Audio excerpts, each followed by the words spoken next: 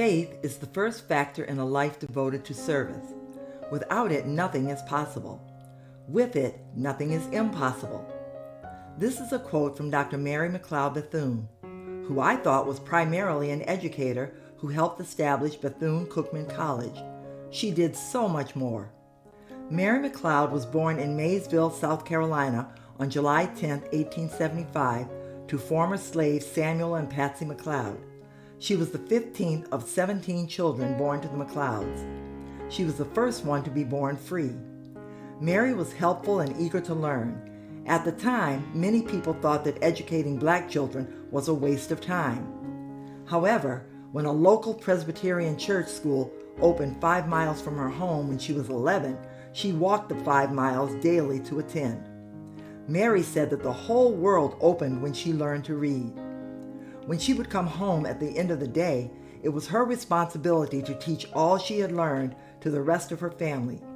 She also used her math skills to help the black farmers get paid fair wages. After her graduation, Mary received a small scholarship to attend Scotia Seminary, now Barber Scotia College, in Concord, North Carolina, where she graduated in 1883. Because her greatest desire was to be a missionary in Africa, Mary attended Dwight Moody's Institute for Home and Foreign Missions, now called Moody's Bible Institute in Chicago. She was the only black student. After she graduated, she went to the New York Presbyterian Board of Missions for a position in Africa and was turned down. Mary said, "It was the greatest disappointment of my life." However, this did not stop her. She realized that God had a different plan for her life. She eventually accepted a teaching position and married Albertus Bethune. They had one son, Albert. In 1904, Mary went to Daytona, Florida to open a school for girls with $1.50 in her pocket. She did whatever was necessary to open her school. She had 5 students who paid 50 cents a week, plus her 4-year-old son. The school started on land used as a city dump, where she used packing crates for desks and used elderberry juice for ink and charcoal for pencils for their lessons. She sold sweet potato pies and asked for donations from churches and clubs. Within 2 years, she had 250 students. Her determination led to the building of the Daytona Normal and Industrial Institute for Negro Girls, which, in 1923, joined the co-ed Cook Institute to form the Bethune-Cookman College. By then, she had a student body of 600, 32 faculty members, and an $800,000 campus free of debt.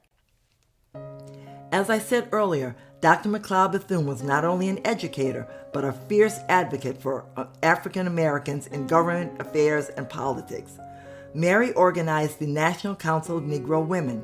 She was appointed to the White House Conference on Child Health by President Herbert Hoover, served as the Director of Negro Affairs for the National Youth Administration under President Franklin Delano Roosevelt, was a member of the Black Cabinet whose goal was to get relief to the black people during the Great Depression, and in 1945 was a special emissary of the State Department of the United Nations Conference. In 1952, she was the personal representative of President Harry S. Truman at Liberia's inauguration ceremonies. She was instrumental in ensuring that the Women's Army Auxiliary Corps allotted 10% of its officer candidate spaces for blacks. As a special friend of Eleanor Roosevelt's, she had access to the White House and pressed President Roosevelt for federal funding for vocational training and jobs for African American youth. She was outspoken about injustices perpetuated on black citizens in Florida. She opened the first hospital in the Daytona region, which also trained nurses.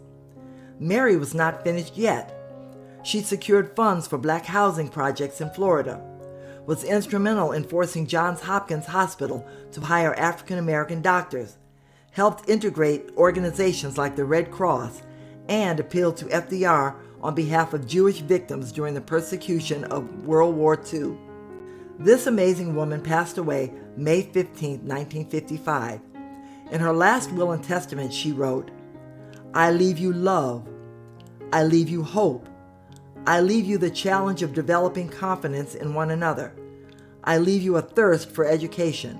I leave you a respect for the use of power. I leave you faith. I leave you racial dignity. I leave you a desire to live harmoniously with your fellow man. I leave you a responsibility to our young people. Thank you, Dr. Mary Jane McLeod Bethune, for all you did.